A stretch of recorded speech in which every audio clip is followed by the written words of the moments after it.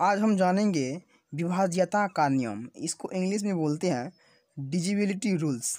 तो देखो विभाज्यता का नियम होता क्या है। पहले हम जानेंगे दो से विभाज्यता, दो का डिविजिबिलिटी, विभाज्यता। देखो ये क्या होता है।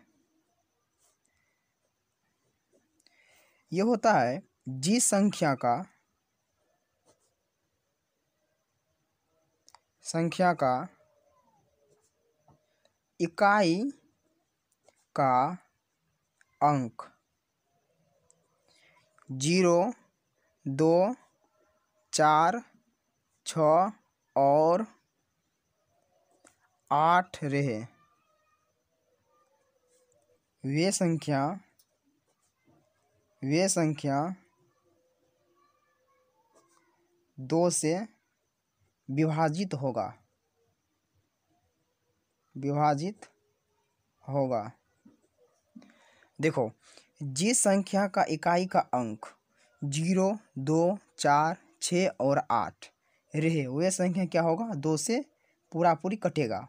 एग्जाम्पल के लिए हम मान लेते हैं यहाँ पर देखो 42 मान लो, इसका इकाई अंक क्या है, 2 है, तो ये 2 से क्या हुआ, कटेगा। मान लो 56, तो इसका इकाई अंक क्या है, 6 है, तो ये कटेगा 2 से। मान लेते हैं यहाँ पर 67, देखो इसका इकाई अंक क्या है, 7 है, तो ये 2 से नहीं कटेगा। जिस संख्या का इकाई अंक 0, 2, 4, 6 और 8 रहता है, वो संख्या 2 से पूरा पूरी कट जाता है। अब हम जानेंगे 3 से विभाज्यता। 3 से क्या, विभाज्यता का नियम।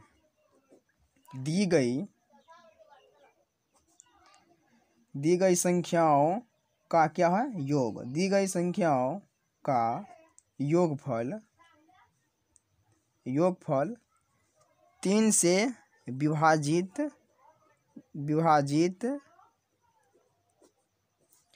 होता है तो दी गई संख्या भी क्या होगा, 3 से, तो दी गई संख्या भी 3 से क्या होगा, विभाजित होगा।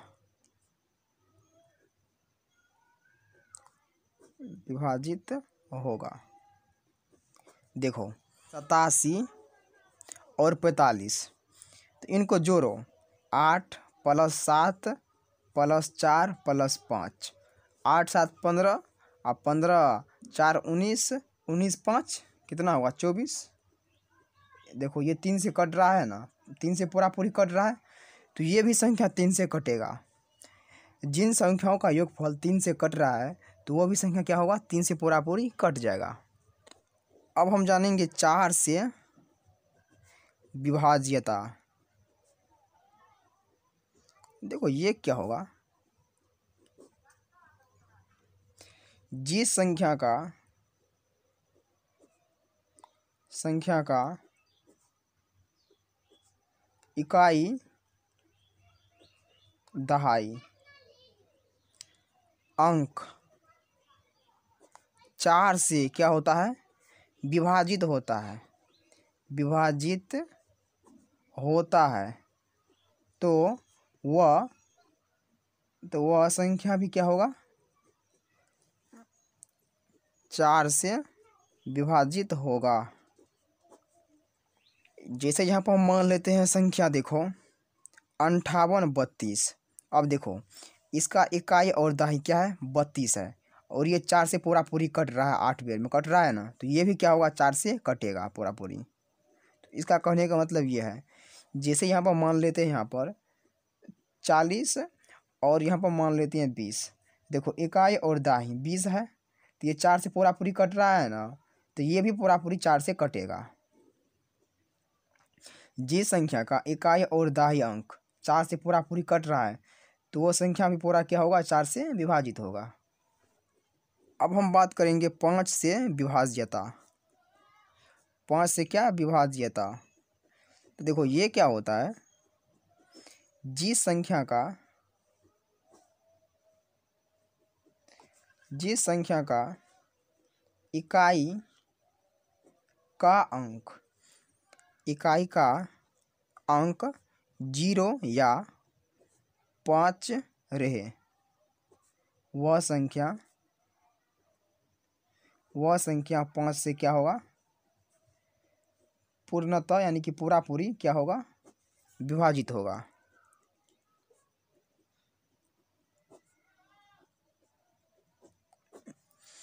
देखो मान लो यहाँ पर संख्या 10, तो इसका इकाई अंक क्या है, 0 है, तो ये 5 से पूरा पूरी कटेगा। मान लो संख्या 105, तो इसका इकाई अंक क्या है, 5 है, तो ये भी पूरा पूरी 5 से कट जाएगा। जिस संख्या का इकाई अंक 0 या 5 रहता है वह संख्या क्या होता है, 5 से पूरा पूरी विभाजित होता है। 6 से विभाज्यता क्या होता है, जो संख्या 2 और 3 से विभाजित होता है वह 6 से भी विभाजित होगा। एग्जाम्पल के लिए यहाँ पर मान लेते हैं, यहाँ पर 85 और 56। देखो इसका इकाई अंक 6 है, मतलब ये 2 से कट जाएगा। अब क्या करो, इसको जोड़ो, 8 और 5 कितना होगा, 13 और 5 18 6 24, तो ये भी 3 से कट रहा है इसका योगफल, तो मतलब ये भी 3 से कटेगा। जब ये 2 और 3 से कट रहा है तो इसका मतलब क्या है, ये 6 से भी कट जाएगा। अब हम जानेंगे 8 से विभाज्यता। 8 से विभाज्यता, जिस संख्या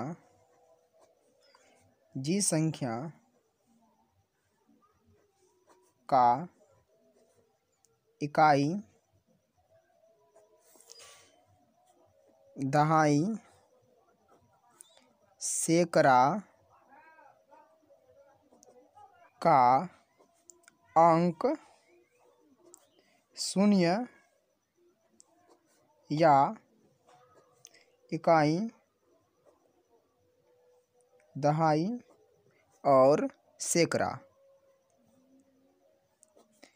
तीनों क्या है, तीनों 8 से विभाजित हो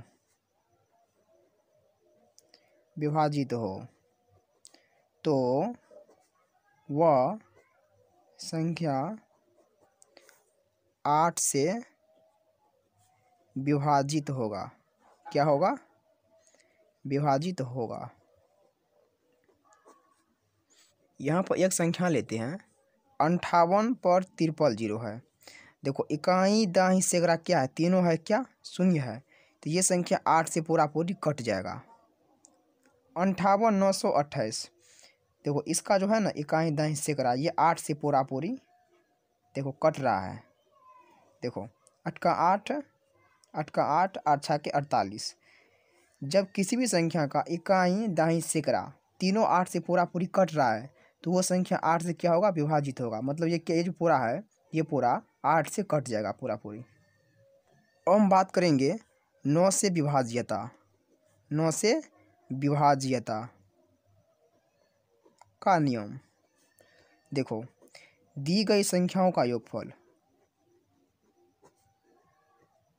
संख्याओं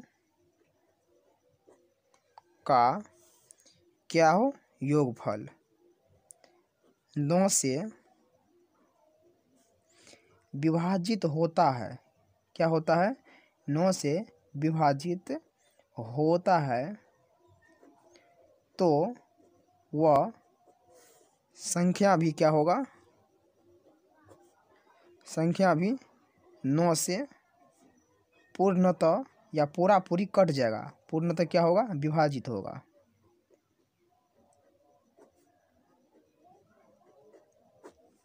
देखो दी गई संख्याओं का योगफल यदि 9 से क्या होता है, विभाजित होता है ना, तो वो भी संख्या भी क्या होगा, 9 से पूरा पूरी कट जाएगा। एग्जाम्पल के लिए हम यहाँ पर मान लेते हैं, देखो 18, देखो इसको जोड़ो, 1 + 8 कितना हुआ? 9 हुआ।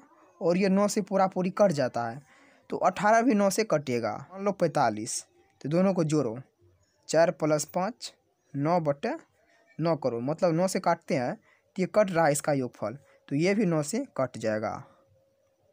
अब हम बात करते हैं 10 से विभाज्यता का।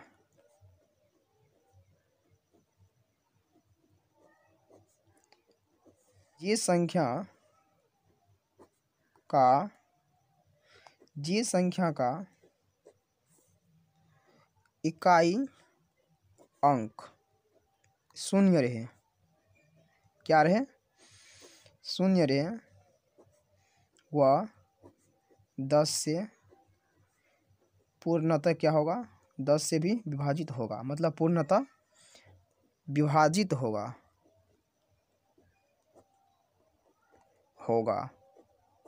मान लो यहाँ पर 100, तो इसका इकाई अंक क्या है?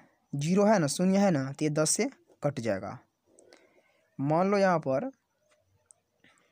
85-30, तो इसका इकाई अंक क्या है? 0 है, तो ये 10 से पूरा पूरी कट जाएगा। जिस भी संख्या का इकाई अंक 0 रहता है वह संख्या 10 से पूर्णतः विभाजित होता है। अब हम बात करेंगे 11 से विभाज्यता। देखो ये होता क्या है, इसको हम आपको समझाते हैं कुछ एग्जाम्पल के थ्रू। जैसे मान लो यहाँ पर दिया है 46 और यहाँ पर 53 है ना, तो इसको जोड़ो। कैसे जोड़ो? देखो 4 लो और 6 को छोड़ दो और 5 लो, कितना हुआ? 9 हुआ ना। तो अब ये लो 6, 5 छोड़ दो और 3 लो, जोड़ो 9, दोनों घटा दो, कितना हुआ? 9 - 9 0 हुआ ना। देखो इसमें क्या होगा, एक को लेंगे एक छोड़ेंगे, एक लेंगे एक छोड़ेंगे, इस तरीके से हम दोनों को जोड़ेंगे। जोड़ कर क्या तो क्या हो जाए? 0 हो जाए, या क्या हो जाए?